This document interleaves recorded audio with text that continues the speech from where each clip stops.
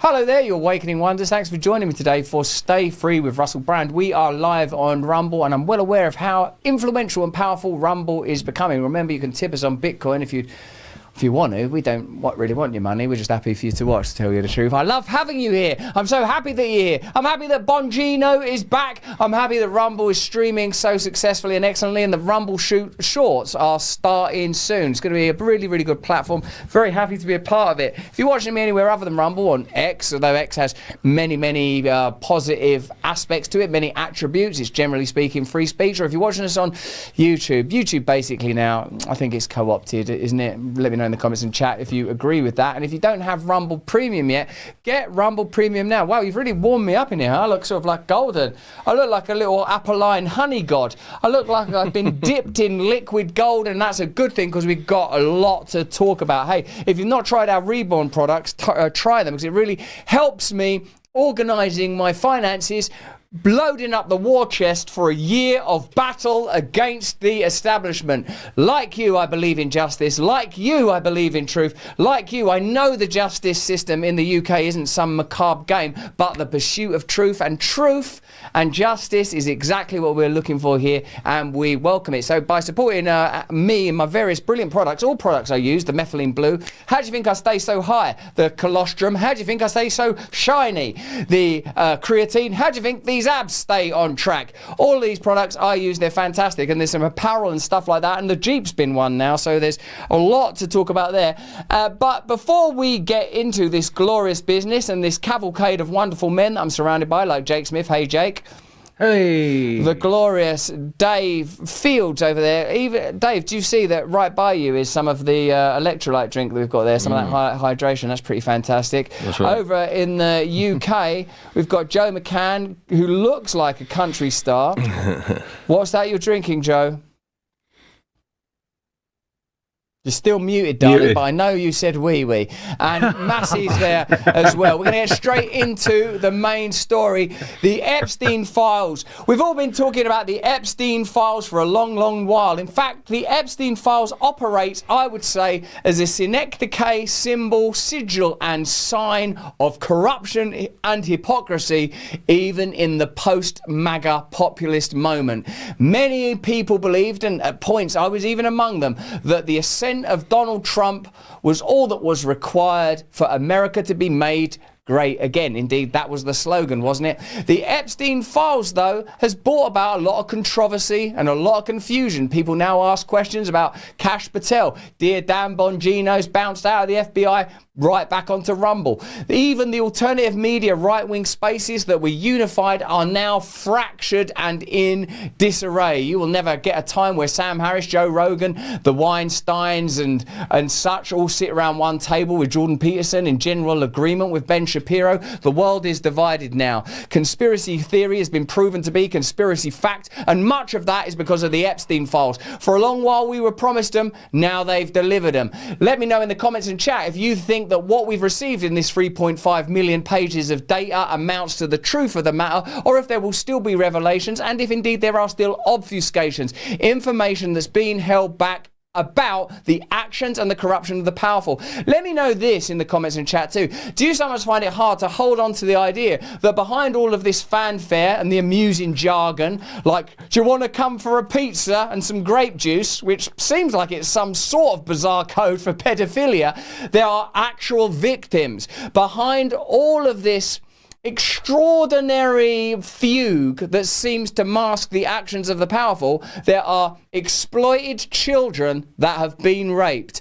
I find it hard to keep that in mind. The political space is so fraught and radioactive these days that whether it's the rape gangs in the United Kingdom that seems to be an extraordinary crisis, and it appears like there's been some kind of cover-up, certainly there ain't transparent and candid reporting around the rape gangs in the UK, a problem that seems to be broader than any individual city, although it includes Bradford, London, Birmingham. We're not getting the answers that we need, and I think part of the reason is we find it hard to focus on the actual victims. And in the Epstein files, there are victims, but there's also a hell of a lot of celebrities and a hell of a lot of confused people. You can't trust anything nowadays. One scroll on X reveals a bunch of false rumours and a bunch of false prophets and a bunch of false idols. One minute you read, Jay-Z has fled, Jay-Z's been booted off of Instagram, and then you look and, you know, Jay-Z's still on Instagram and stuff. So let's see if we can pick through some of this and see how it relates to power.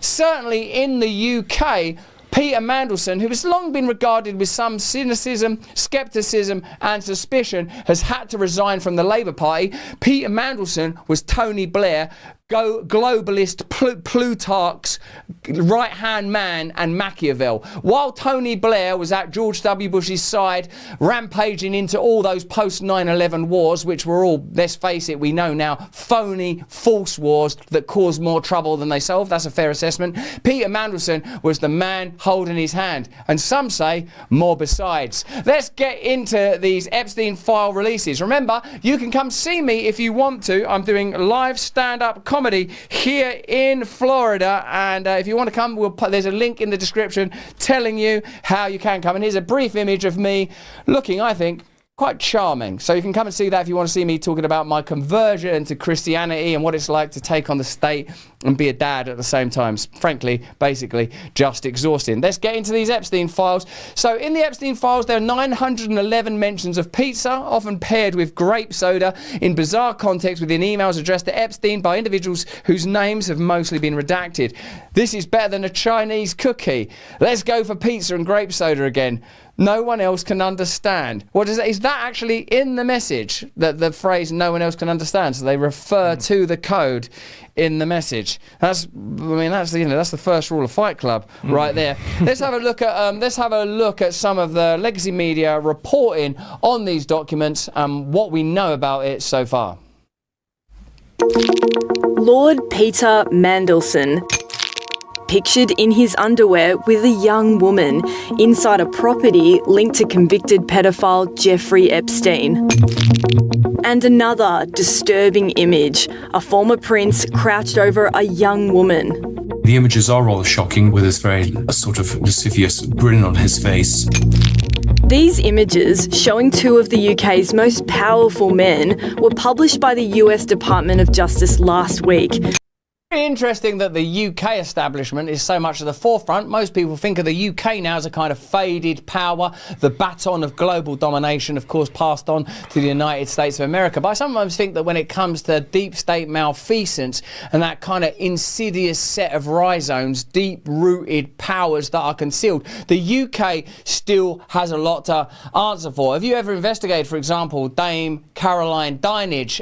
She ran the Department of Social Media and Culture at the time that there was a media storm around me where where they made public declarations that I should be booted off YouTube and X and Rumble, and thankfully Rumble and X stood pretty firm. It's pretty extraordinary to see the way the British establishment operates. Even Caroline Dinenage, there, a member of Parliament, a bit like your own Nancy Pelosi, is married to another person whom it's hard to extricate from her success. In the case of Nancy Pelosi, she's married to Paul Pelosi, and you think that maybe their escalating wealth has something to do with her sitting on committees that regulate tech companies and him investing in the stock market in those kind of tech companies. No one can prove that, and certainly no one's alleging that. Well, in a sense, Caroline Dinenage is the UK's Nancy Pelosi, but it's not about money, it's more about power. Her husband, Mark Lancaster, runs the infamous 77th Brigade, a PSYOPs unit that cut its bones in the wars set up by Bush and Blair and all them, running PSYOPs in Iraq and Afghanistan. But during the, guess what, COVID era, they started to target domestic populations and independent media, in particular people that they regarded as spreading misinformation. Educate yourself about that stuff, because then you'll be less curious as to why so many British people seem to be implicated in these Epstein files. Last week, part of a massive 3.5 million document release known as the Epstein files.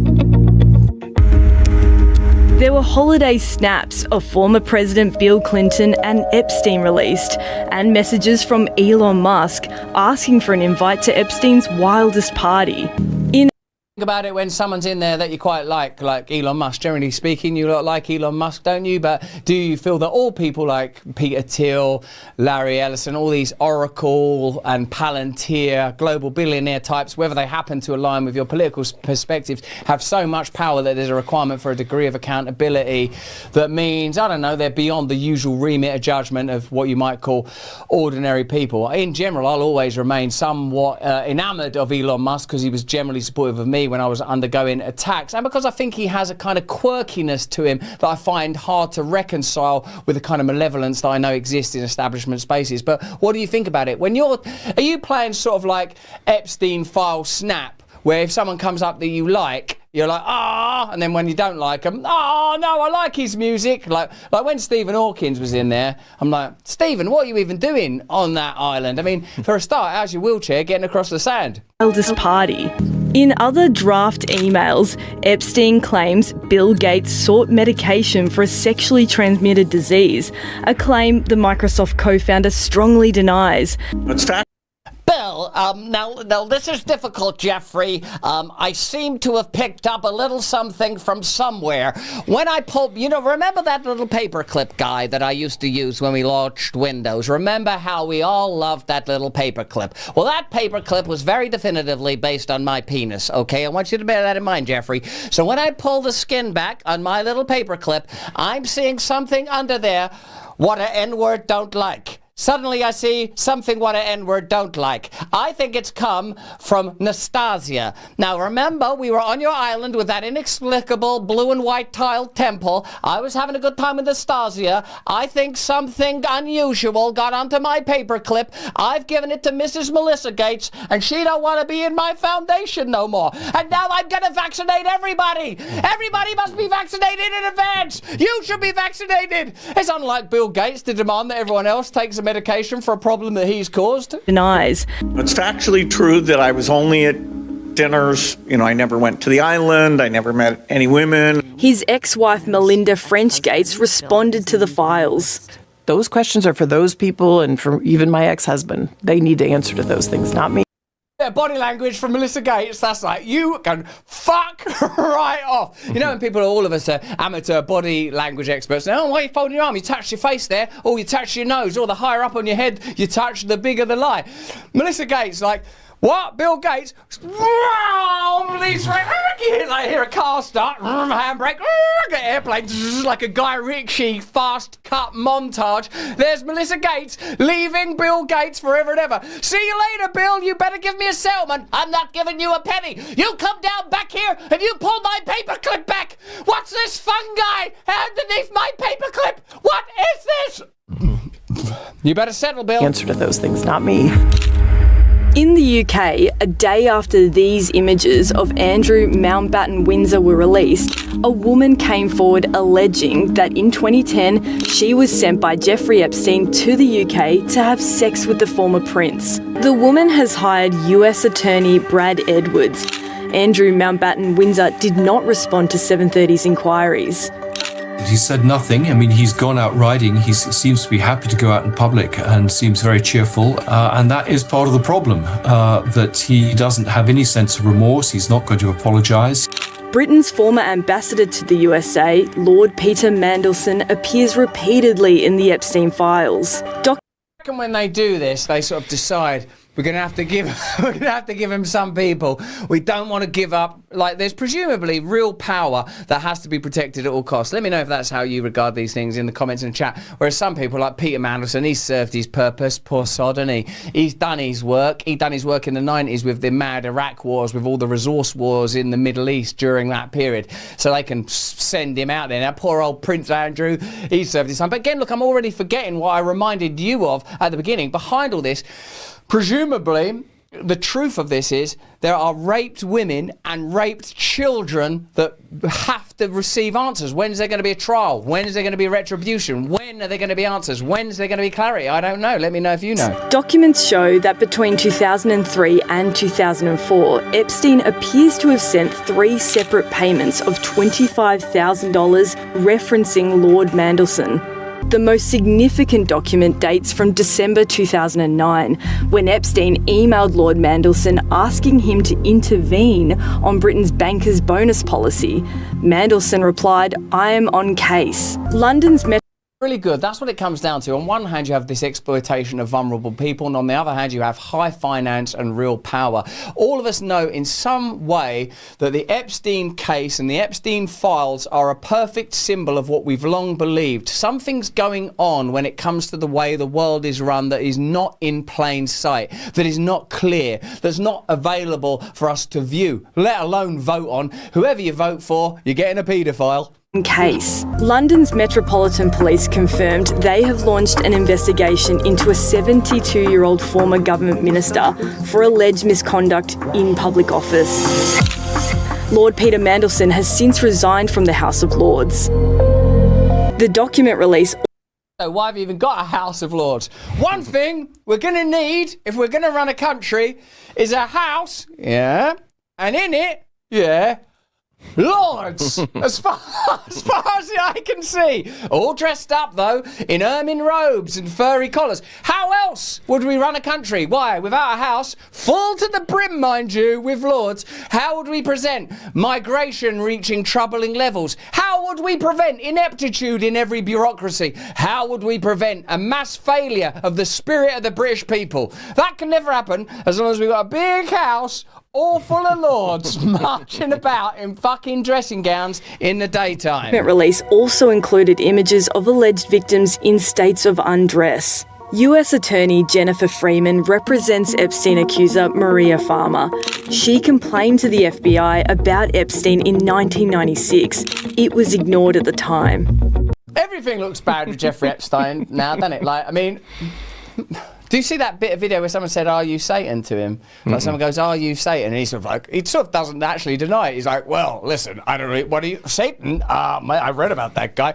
Whoa, listen, it's getting hot in here. Can I take a bath? Someone send me a Filipino right now!"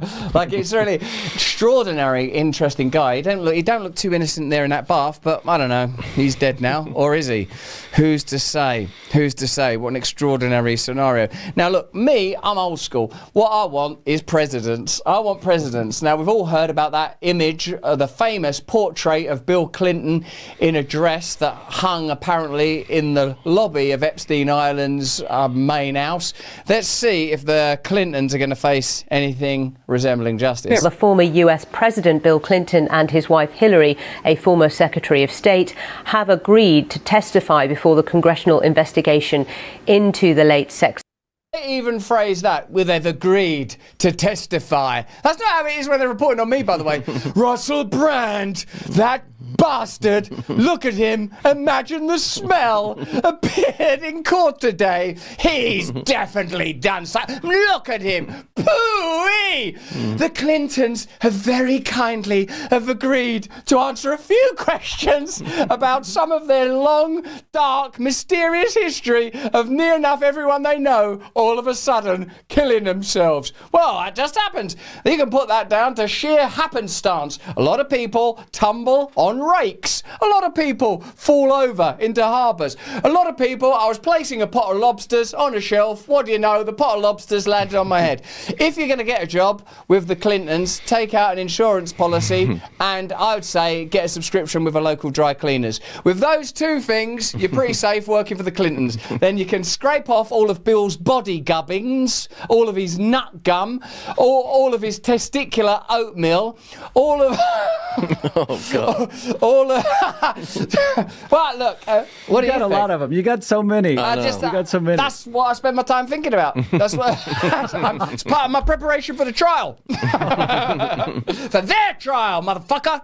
To the late sex offender Jeffrey Epstein, and this comes days before a vote on whether to hold them in criminal contempt for refusing to do so. Mr. Clinton was acquainted with Epstein but has denied knowledge of his sex offending and says he cut off contact 2 decades ago. Couple of decades ago, cut off the content. Cut off the contact, had a few flights here or there. Here's Andrew Bridgen, British political hero, talking about what really we should all be focused on. I get excited and distracted because I'm personally involved in what I consider to be a battle with nefarious institutions and insidious powers that by now most of you know exist, don't you?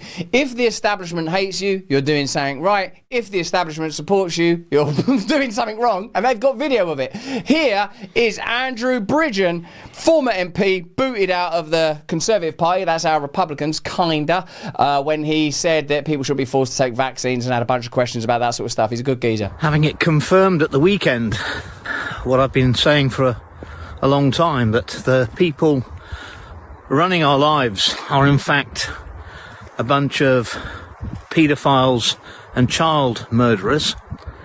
It hasn't given me any satisfaction, and I've seen, the sensational headlines, and it's all over social media. That's not what I want. I don't think it's what the public want.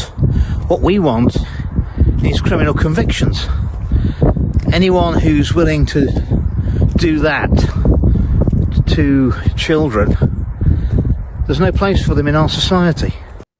Well, you'd think so, Andrew, but apparently there's a place at the upper echelons of society and whole islands for them and private airlines. That seems to be the case. Isn't it an extraordinary time now that when you see someone on a country stroll, you might think, oh, they're probably making content about billionaire pedophiles while they're walking about in a rural setting. The Epstein files have shown us a lot. It's shown us that whoever you put into a position of political power, you're likely to still have to deal with the challenge of an elite crust of corruption that will seldom be revealed. Do you reckon that we will see convictions and charges? Do you think that we will see high-powered people jailed? Let me cast our collective recollections back to 2008 when Barack Obama was president, when there was a global financial crash that seems in retrospect that it was to some degree at least brought about by the irresponsible actions of highly powerful financiers. Has anyone been jailed for that? Has anyone been punished, or have they found one or two poor sods to point the finger at and blame?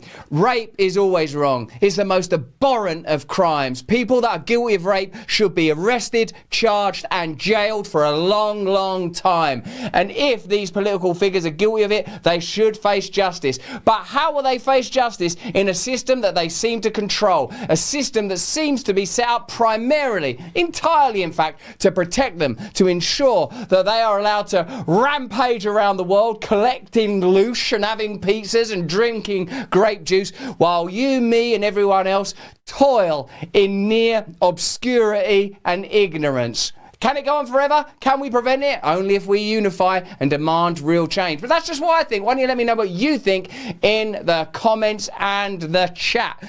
We'll be having a look at a message from one of our partners in a minute, but Jake has selected this verse to help us understand this vile, virulent corruption and our almost collective inability to focus in on the fact that there are victims behind all this. So it says here, Luke 8:17, for there is nothing hidden that will not be disclosed, and nothing concealed that will not be known or brought out into the open.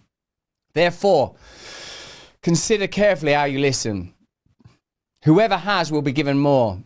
Whoever does not have, even what they think they have, will be taken from them. Luke 8:17 from his gospel. What is it you think about that? Usually, I can understand the disclosure thing, that everything that's concealed will be revealed. I get that bit of it. What do you think about in this context about the bit like the taking thing? I think it's at the end of the day, everybody's discussion is this real? Who did it? What are they hiding? Who's in power? What's the power behind it? And we can rest to know that one day Jesus will reveal it all. And the ones who might not have anything in the world standard, they're going to be given more because of how they've been doing, how they've been operating, that you can trust them, that they trust Jesus. So I think it's just one of those focused messages that don't get distracted of trying to decide what's the truth in all this, who's guilty, who's whatever. But trust God. Trust God. What do you think about it, Dave? Or are you thinking about something else? You're designing an app in your mind so that you can run sort of a parking lot somewhere, or can gamble on new cryptocurrencies. No, I was thinking about Jelly Roll's speech, actually, when he was saying, hey, don't trust in any political party. I mean, you need to trust in the Lord. He doesn't belong to a political party. Good old Jelly Roll. He was there when we recently went to a Tucker Carlson sort of tablet party, wasn't it? Where you got them tablets that you put in the corner of your mouth that release nicotine that you're obsessed with now, isn't it, Jake? Yeah. Obsessed with them mouth tablets. He's obsessed with them. He has these brown mouth tablets like a little tiny tea bag. He has these little white mouth tablets. These are different. Look, stop trying to advertise them. No, they may become unusual. You're not going to try one. You're not gonna... I had one. It's bad enough that I did a little burp while reading the gospel. Like, you give me those things, I feel myself all going woozy and unusual and shutting down. Joe, Dave does the real thing. What, doll? Dave does the real thing. No, Dave's ones, like, yours are sort of white and all sanitary, like little Britney Spears ones. His ones are like Biggie Smalls ones, all dirty, like brown, kind of, and he's all sluicing gob out his cheeks the whole time. It's like he's making gravy in the corner of his gob all day long, Dave. Wherever you are with him, nice fancy restaurant or whatever, like that the whole time. I don't know, honestly, win-win. Like, always spitting out brown gubbins.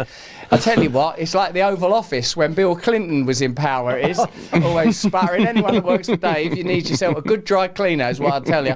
Hey, Jojo, what do you think about it, baby? Yeah. I don't know, man. Every time I hear that passage there, I always worry. I think, like, to those who have nothing, more will be taken. I think, fuck, I've suffered enough in this life. Can't take more from me. Do you know what I mean? But I know that's not what it means. It means in spirit, those who are rich in spirit will inherit the kingdom of God, and those who think, the ones who think they are rich, have material wealth and whatnot, maybe they're not so rich in spirit, and it'll all be taken. Well, it literally will when they die, won't it? You can't take it with you. The old rich young ruler, yeah. Like, if that you're devoted to it and you're devout about it. I mean, I wonder what this actually shows us. There ain't, like, again, scriptures are alive with analyses and depictions of earthly power versus spiritual power, our tendency to revere and worship those that have that which is temporary. And indeed, our next item is the Grammys. We're going to be talking about the Grammys, and I've got to tell you, I'm using it as a sort of a benchmark of my own personal spiritual evolution, because when I first stopped being around all that and living in Hollywood, whenever I'd see on the internet, it's been the Grammys or the Golden Globes or the Oscars or one of them, I'd think, I used to go to that, and now I don't feel that no more, man. I have a different feeling. I want to talk about Jelly Roll, and I want to talk about some of them spiritual speeches and some of those activist speeches, and see if we can find a way of being kind and compassionate while also being honest. Massey, we'll get your views on that when we come back. Before that, though, here's a quick message from one of our partners. Is there? We're all using AI now, aren't we? This probably isn't even actually really me. It's like a diary. Business ideas, health questions, private thoughts. Now Sam Altman says ChatGPT can reference all your past conversations and get to know you over your life. Thanks! OpenAI has former NSA leadership on its board, is exploring ads, and even requires government ID for some models. That should give you pause. Well, if you've got nothing to hide, you've nothing to fear. Well, just hope that you never ever do anything that could ever bother anyone. All you have to do is live a life of total irrelevance, and you should be fine. But what if you want more? What if you want to participate? What if you want to be a conduit for divinity? What if you believe that there's a Armageddon coming, a great big holy battle? What are you going to do? Sit quietly, putting your ID into some digital code? No. Fight back, baby. We've already learned too late what social media was doing with our data. AI is worse because people share far more intimate information, yeah. On top of that, most AI tools censor harmless prompts and quietly steer what you're allowed to ask or think. That's why I've been using Venice. That's right, Venice. Venice is a private, uncensored AI platform, Dave. Your prompts stay on your device, not their servers. No surveillance, no data harvesting, no moral scolding. You should not have said that. It uses powerful open source models, including Venice Uncensored, which refuses prompts only about 2% of the time, compared to the majority on other platforms. You can switch between models, generate images other AIs won't touch, analyze documents, even create custom AI characters, all without handing over your ID. If you want AI without censorship and without surveillance, go to venice.ai/stay free and use the code stay free for 20% off Venice Pro. Links in the description and pinned in the comment, and I'm going to be using it because I'm always creating content. I'm not interested in pervy, porny things like that. That's everywhere. You can get that wherever you want it. If you want it and you shouldn't want it, it doesn't help you. What you want to do, though, is organise systems of opposition to this corrupt and disgusting centralised tyranny that we're all forced to fight right now. Stay free. Look at me, old Russ, getting messages even into the commercials now about decentralisation. Massey, let's look. Can you see that still? Look at where we cut that. Old Russ touching his snout. What a desperate image. Let's, before we wrap up our thoughts on Epstein, here is Jeffrey Epstein talking. Let me know if you'd ever heard him talk before. He's like a handsome ape, I think. You know, like when you watch Planet of the Apes, and there's like a handsome one that's one of the advisors of the main, you know, Dr. Sayers, Dr. Sayers, Dr. Sayers. Like, there's a handsome monkey. He's got the look of a handsome monkey as Jeffrey Epstein. Wasn't he just like a school teacher? How did he rise through the ranks to become like a global financier, have his own airline? And let me know in the comments and chat. If ever, like, you was offered, like, someone goes, do you want to go on a private jet, go to my island and have it off? Have you seen Pinocchio? Like, Pinocchio, he was on it like a bonnet, wasn't it? That little Pinocchio. He was off with that fox and cat, joined the theatre. Then, when he was, like, taken to that cigar island, when it was, like, basically just playing billiards and smoking cigars, it's not really that bad. I mean, I suppose Pinocchio, they didn't go, you want to have it off with these little kids? Like, I'm just drawing a line under that. A little cigar, a little la-di-da and a game of fucking billiards is one thing, but nonsense, no man, I'm not down. Hang on a minute, I'm just made out of wood. I'll do what I like. I'm just a little tree boy. No, you ain't. If you want to be a real boy, like Jiminy Cricket telling you, stop nonsense. Let's have a look at our old Epstein chats. And if you ask me what and who caused the financial crisis, I would tell you it was Bill Clinton. Because Bill Clinton wanted to get votes from those people. And he sold them the idea that instead of renting in a house, and historically the values of houses have gone up, and he said, you guys in these local communities who haven't been able to afford a house before, I'm going to show you a way. I'm going to give you a way, because I'm sure I'll get your vote, that you can own a house, because I want your vote. So what we're going to do is I'm going to let you buy a house, Mr. Bannon, when you really, you're right on the border, maybe, or not even on the border. Your credit is not good.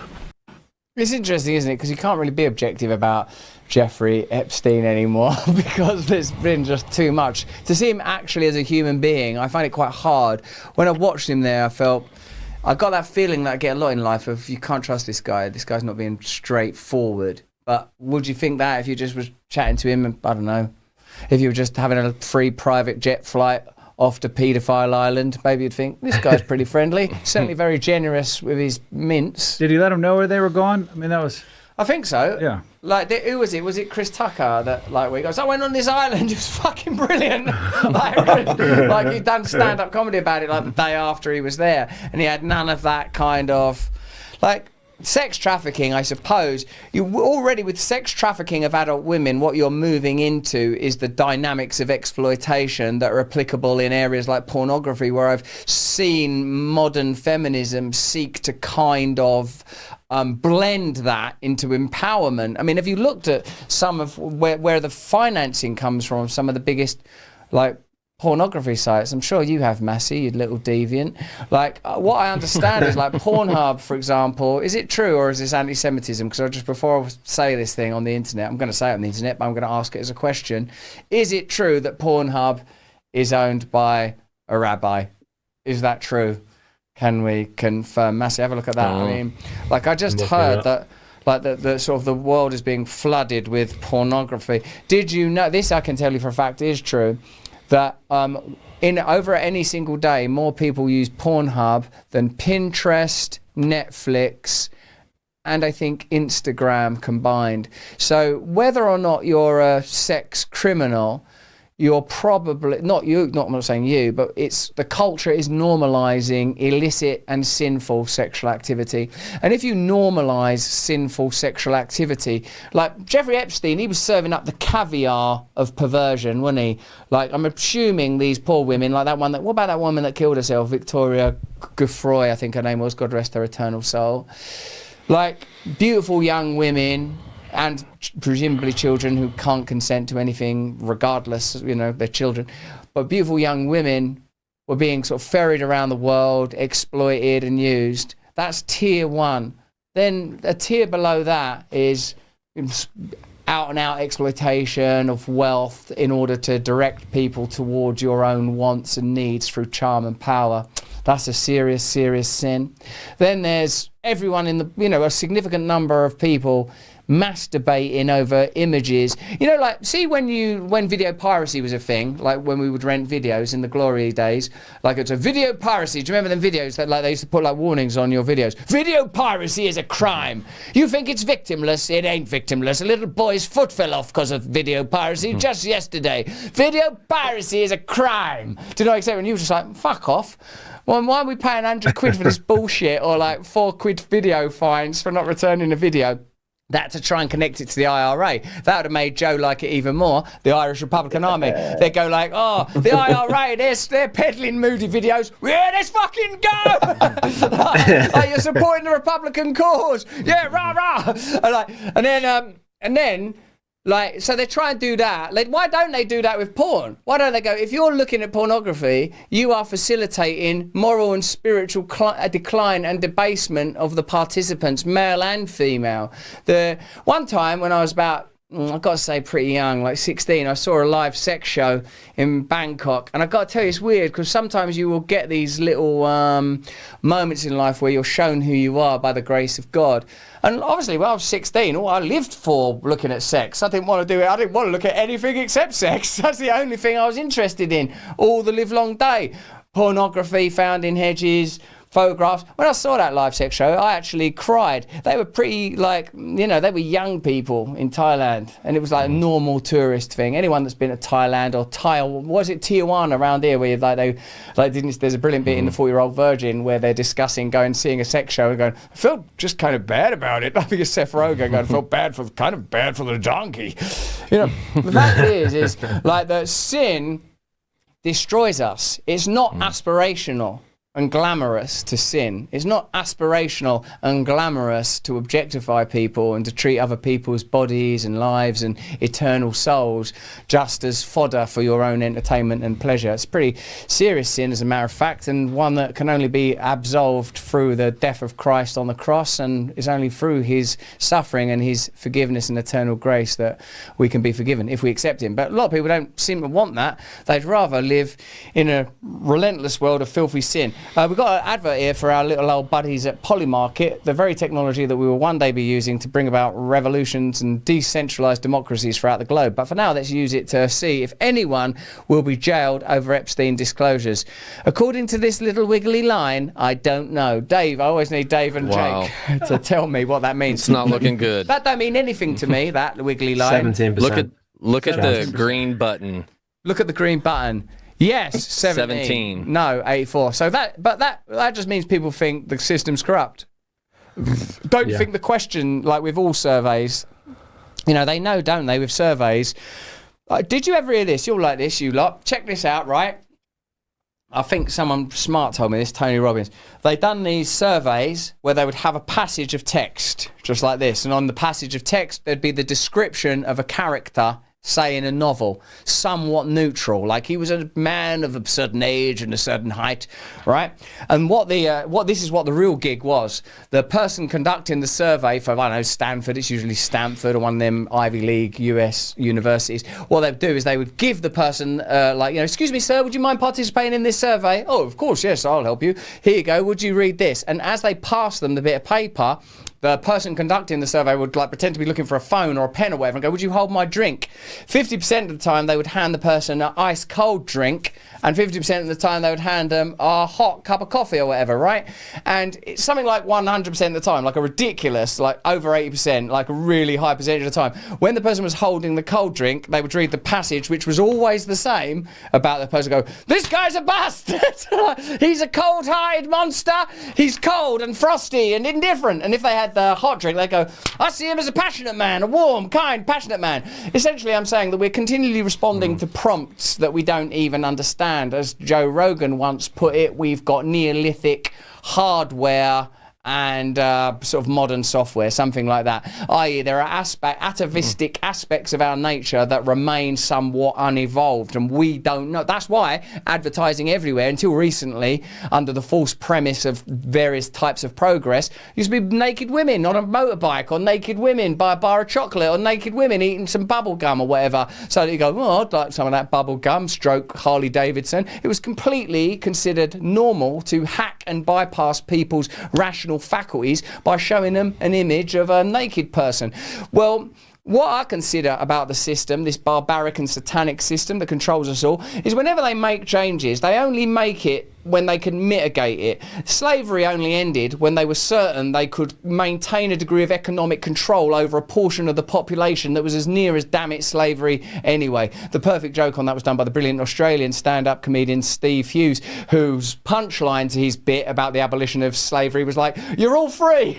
See you at 7 a.m. in the morning." Something like that. Like, you know, like that we're all to some degree or another enslaved. We're all to some degree or another held within electronic cages of our own impulses, and I'll unpack that for you another day. But for now, let's have a look at the Grammys, baby. This is what I want to talk about today.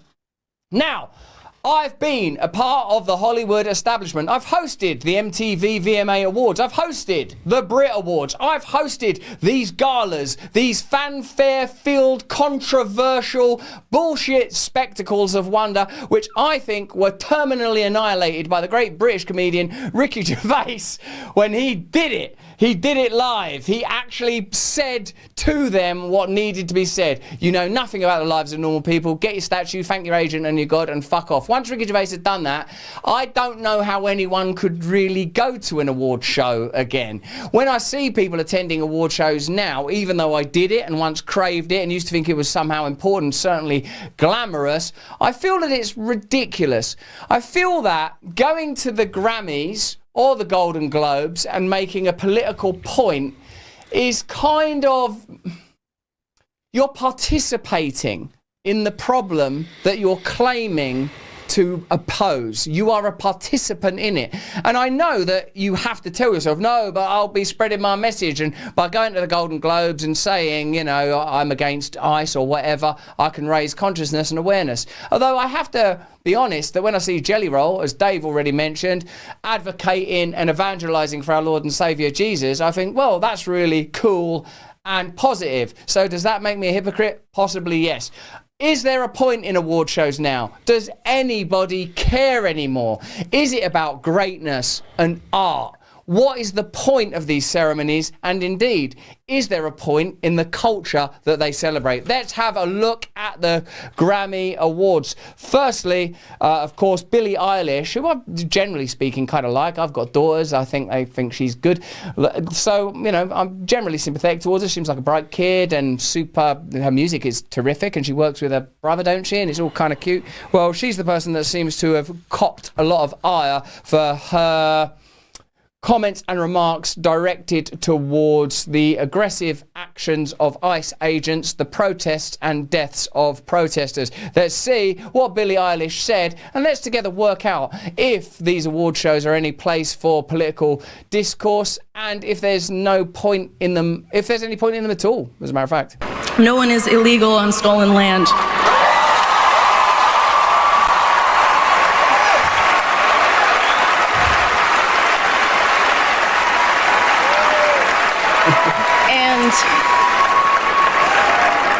Yeah, it's just really hard to know what to say and what to do right now, and I feel really hopeful in this room, and I feel like we just need to keep fighting and speaking up and protesting, and our voices really do matter, and the people matter, and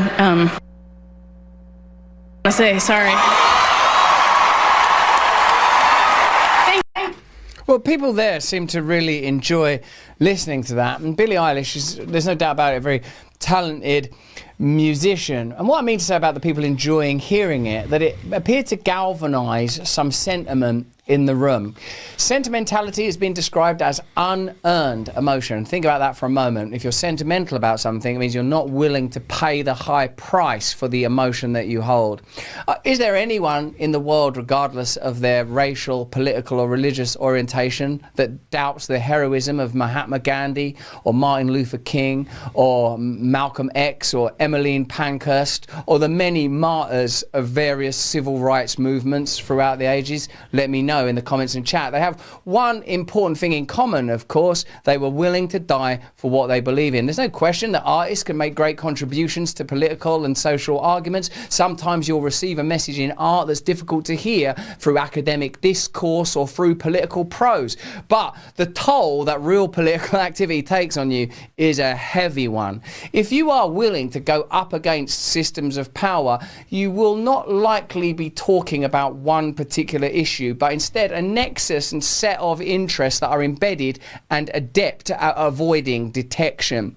It's all well and good to criticise the actions of ICE agents, particularly if they have been over-aggressive and especially if people have died as a result of their skirmishes and confrontations with law enforcement officers. What, though, is happening really? What is happening at depth? Indeed, we've unpacked this elsewhere in our content. There appears to be a sort of a popular mandate for the policies of Donald Trump in terms of the national presidential election of 2024. People knew. It's not like President Trump campaigned on, one thing I like is Mexicans. Another thing I like is Venezuelans. Another thing I like is undocumented workers taking American jobs, and we're going to ensure that that's as easy as possible for all of them.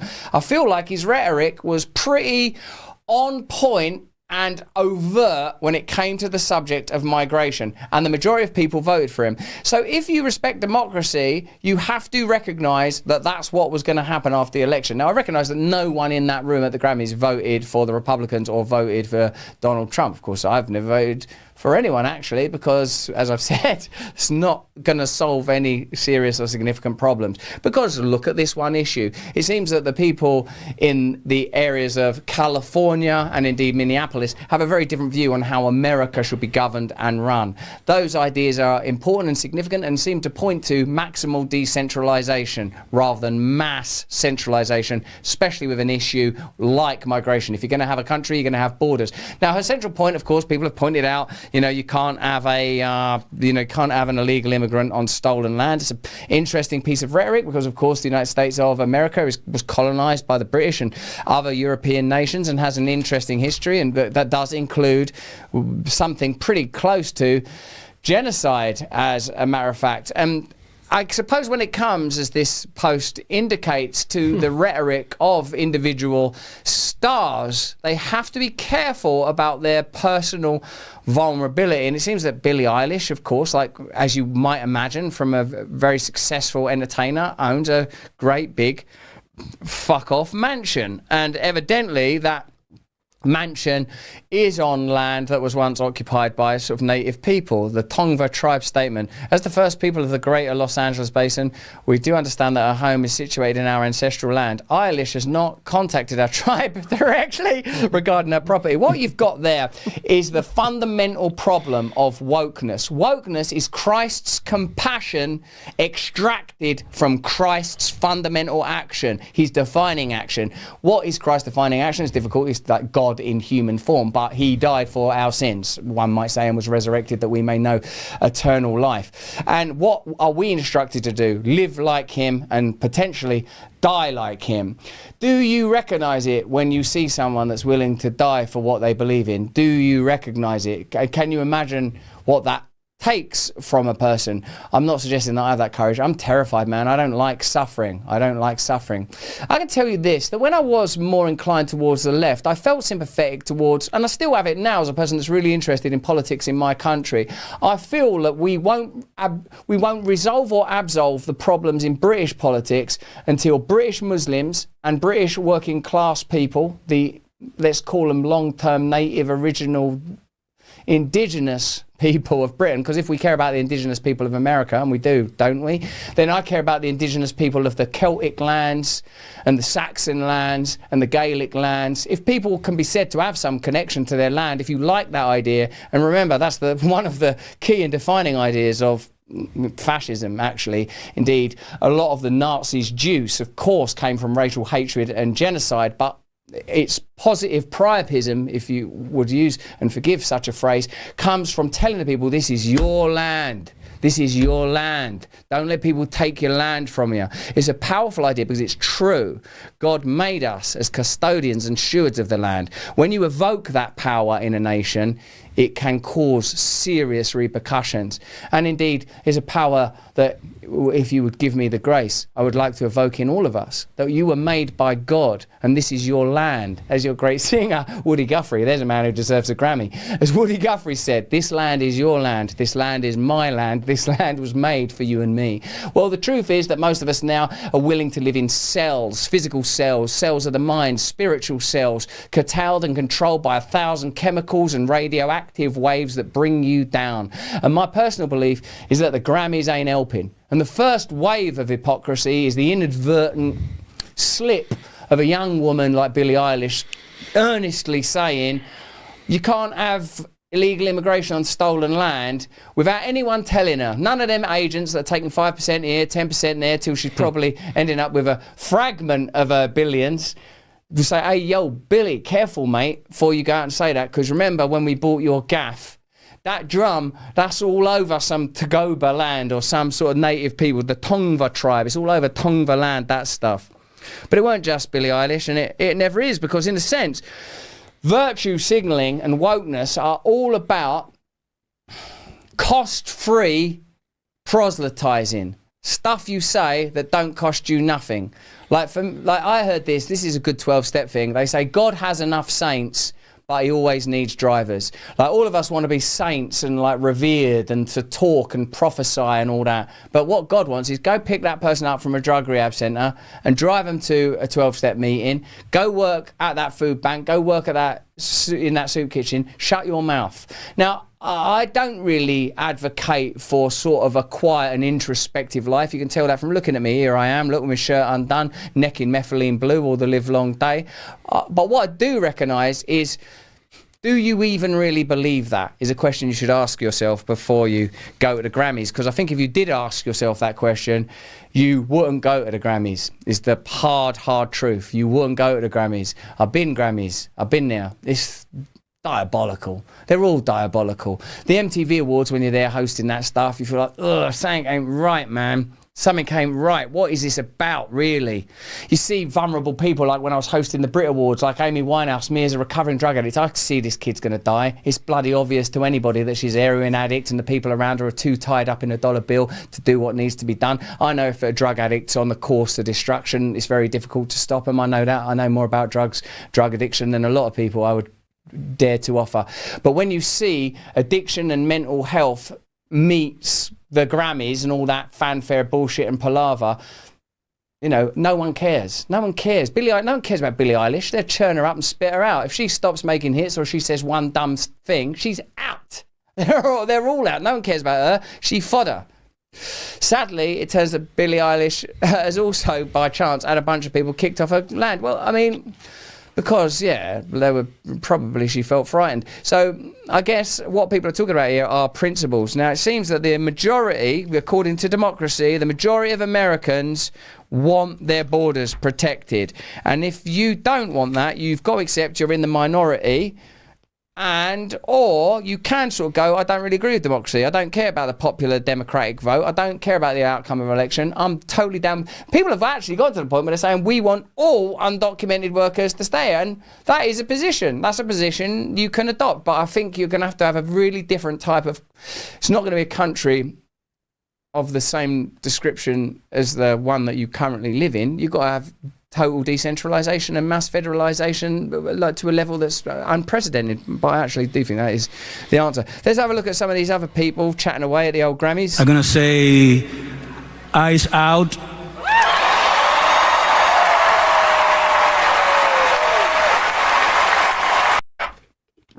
That's old Bad Bunny, God love him.